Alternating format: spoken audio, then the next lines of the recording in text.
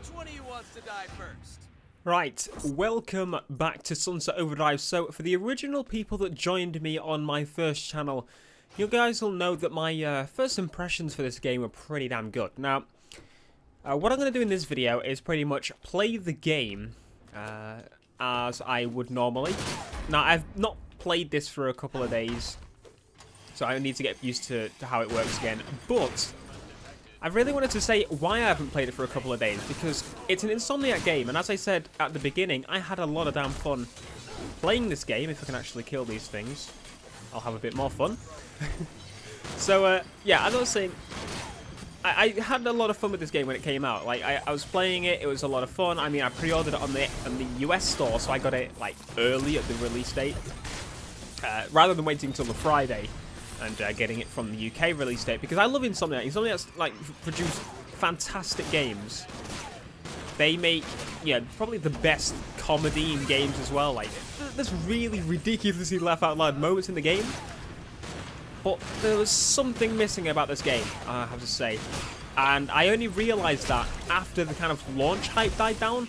I mean, after I played it quite a bit at launch, and then I was like, you know, really excited about it. It was new, it was something different. It was Insomniac Games, my probably favorite studio when it comes to platforming games, because Ratchet & Clank is just, it's just something that I cannot stop loving. Like, seriously, even though, in my opinion, the last couple of entries haven't been fantastically amazing, there's always a brilliant one that comes out shortly after, even if I don't like him kind of enjoy one that comes out. But I mean, I always do enjoy them anyway. Like, there's never been a bad Ratchet & Clank from Resistance. That was a series a lot of people didn't like, and I absolutely loved. Resistance is something that I can go back and play. Resistance 2 is such a shame that the servers shut down for them.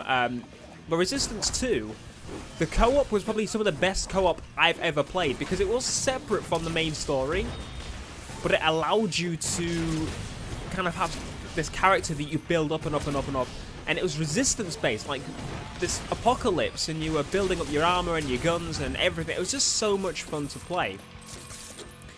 But other than that, the only bad game I can say Insomniac have released, because I enjoyed Spyro as well, obviously, would be the EA game they published, Overstrike or something like that. I can't remember.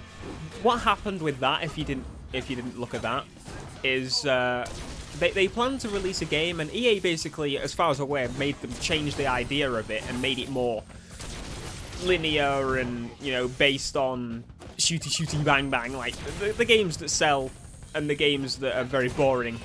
So it looks like as if maybe EA were like, okay, we want you to do this. So they thought, you know what, we're not going to try as hard on this game anyway. We're going to waste EA's money and just get over with it.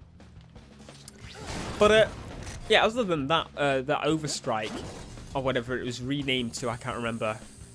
This, they've had a brilliant record for me. I mean, every game, Ratchet & Clank keeps me really, really into it, that sort of thing.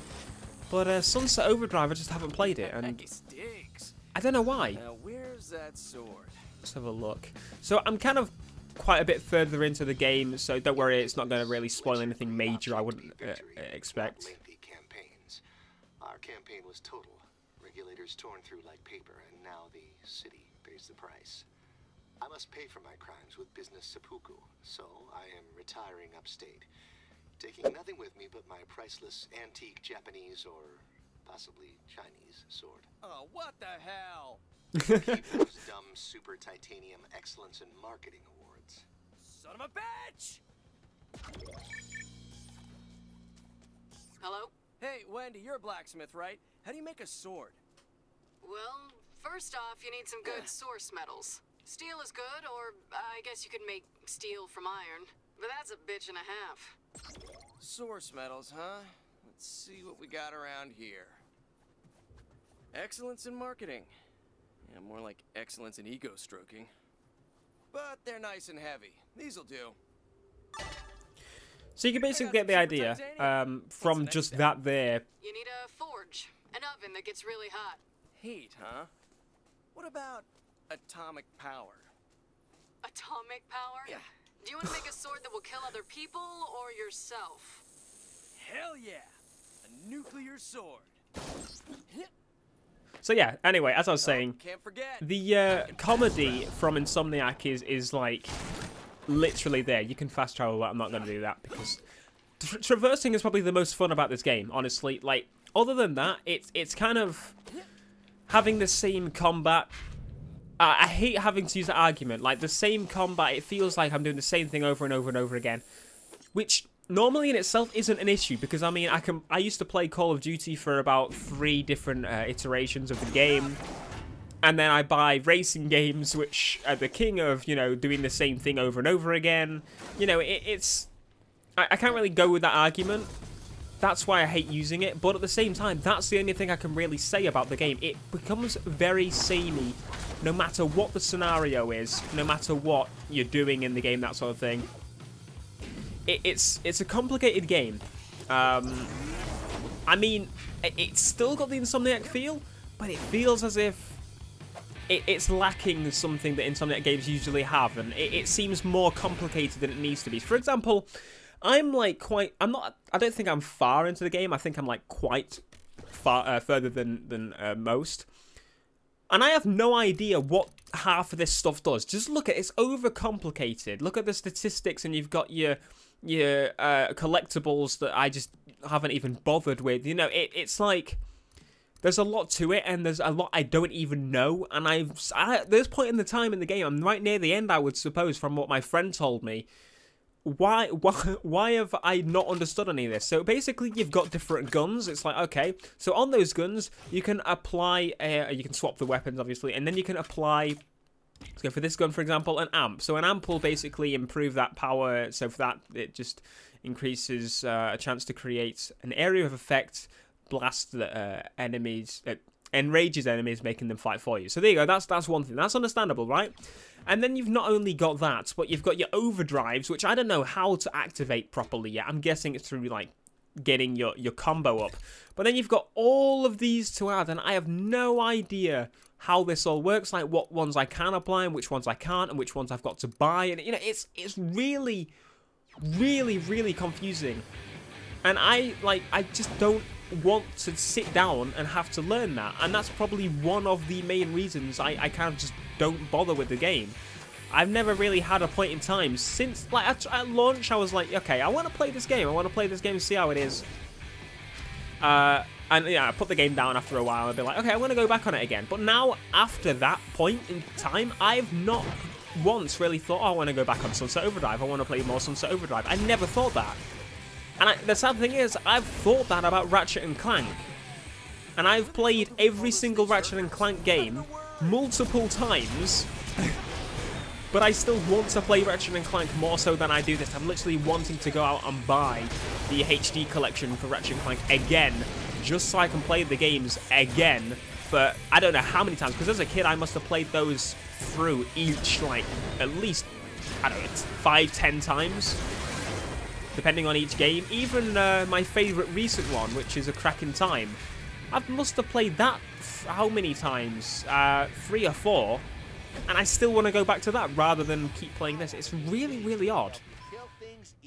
And I wish I could put my finger on the exact reason as to why that's the case. Let's go for the, what's it? Turret Copter. That sounds pretty cool. I trust you will put her to good use. I mean, it has Insomniac everywhere. It's got the comedy, it's got the crazy guns, it's got, you know, basically just the colour. Insomniac have always been very good with colour, except in Resistance, because that was kind of different. But it still felt awesome because it had every other thing Insomniac, other than the comedy. Maybe a bit of comedy, but not much. I don't know what it is about this game, but I can't put my finger on as to why I've not been playing it. It's... If anyone hasn't picked up the game, I should probably aim this section here for those. If you're looking for a game that's similar to Infamous, I'd say go for it if you're looking for an Infamous on your console. It gives me the same style of feeling in where I enjoy the game. I have slight temptations at the beginning to continue playing the game. It becomes stale very quickly, and that's probably my main thing. Like, it becomes very similar. You're just jumping around, grinding, shooting the same guns over and over again, making sure they level up, which is it's all fine and good in some games, but it's just weird. Like, In Ratchet & Clank, I got my guns to level 99 on Deadlocked.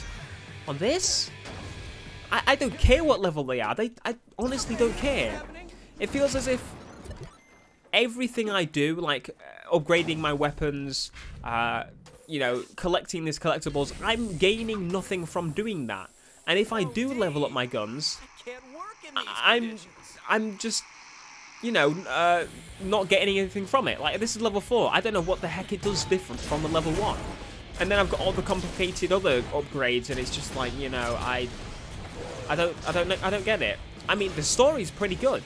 The storyline is there. The character is really, really funny. You've got different characters in the game that are really, really funny. You've got moments in the game that make you laugh out loud. Really, seriously, like, literally laugh out loud. Like, normally games will make you chuckle a little bit there. Maybe they won't, you know, just smile. But this thing makes you literally laugh out loud.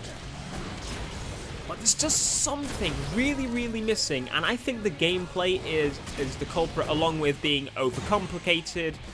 And obviously the fact that it's very samey. Like, I'm doing the same thing here. Look, I'm doing this over and over and over again. I'll go to an area for a mission. I'll kill loads of enemies. I'll collect something. I'll go deliver it to someone. I then go for the next mission. Go to somewhere, kill loads of enemies with the same guns, doing the same thing because they haven't upgraded. And, you know, it just becomes a cycle that becomes really, really irritating after a while, because I want to really play this game because I love Insomniac Games. Insomniac Games are probably one of my favourite, easily one of my favourite developers. I mean, I love Resistance, I love Ratchet & Clank, but this, there's just something about it. Really, really is. But as I said, if you're looking for a game that reminds you of Infamous, it's not going to last you very long, but it's something to enjoy while it lasts, then definitely go for this. I haven't even bothered trying the multiplayer, to be honest, because of the fact that the base game just doesn't really do it for me, so I've never really thought, oh, let's go online on it, you know. And I haven't really heard anyone else speak about it, so there's not much point in me trying to do something that's basically just the multiplayer side of a game. But yeah, I think this has been a quite long video. I kind of want to do a few more videos like this, maybe on Sunset Overdrive and maybe on other games, obviously, that I pick up. And I don't know, I just want to express my opinion on games that aren't racing related, because my main channel is mainly about racing, if you don't know. And I'm going to start using this a little bit more, this channel, just because I kind of, it's more laid back, I guess, than serious, amazing, funny, quality content. It's just like, yeah, okay, I'm going to play a game, tell me my thoughts, maybe tell you my thoughts. Not tell me my thoughts, because I know my bloody thoughts, obviously, otherwise I wouldn't make a video, and that's the main reason I want to tell other people my thoughts. Anyway, just to finish these guys off here, we may as well. And then we'll say our goodbyes. But yeah, let me know your thoughts on Sunset Overdrive, because I really, really would like to know if anyone's actually picked up the game, or even if you haven't picked up the game, what do you feel the game is lacking? What do you feel the game is lacking if you have played it? Obviously, if you've played it, it's going to be a better answer. Place the trophies on here, so I'm not jumping on it. I just got to place them. I don't know how to stop jumping. Oh, I just pressed Y near it. I could try to adjust the plant's temperature controls, or I could just break them and see what happens. And there we go. So what did I tell you? I was just thinking that in my mind. Go to destroy those things. Oh, there's more enemies to kill. You see what I mean? It just does this over and over. And it feels like a very cheap way of doing it. For such like a massive, vast world they've produced, this could have a lot of stuff to it. But it doesn't. This world is pretty damn big. And it's not often I look at the bloody map, but here we go. This is the map. Look, it's pretty damn big. And it's doing the same thing in every little nook and cranny. And it's like, okay. It's a bit odd. I'm not sure. Anyway, I should wrap up this video here, guys, just in case you don't want to see any more of me playing the missions. But as I said, let me know down in the comments your thoughts on this. And I shall thank you guys for the next... until the next time. Peace.